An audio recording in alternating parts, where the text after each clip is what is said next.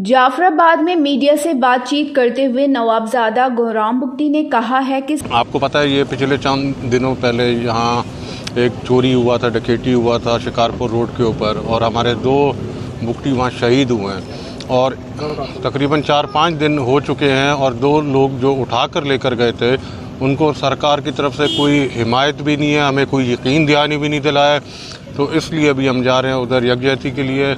अपने कौम के साथ हमेशा खड़े होंगे और खड़े रहे, पहले भी खड़े रहे थे और आगे भी खड़े होंगे। तो अभी हम जाकर एक ही हमारा डिमांड है, जो हमारे 2 लोग हैं उनका रिकवरी जल्द से जल्द सरकार करवा दे। अगर नहीं होगा तो हम बड़े रोड फिर बस। आइन ने हम लोगों को पुरअमन एहतजाज करने का हक़ दिया है। आइन ने वायदा दिया हुआ है कि हर शहरी के जान और माल का हिफाजत रियासत पाकिस्तान करेगा। तो पुलिस भी एक रियासत है, तो हमारा यही डिमांड है, जो हमारा हक़ है वो हमें दिया जाए। हमारे 2 लोग जो लापता हैं वो हमें रिकवर कर दे वापस। शुक्रिया।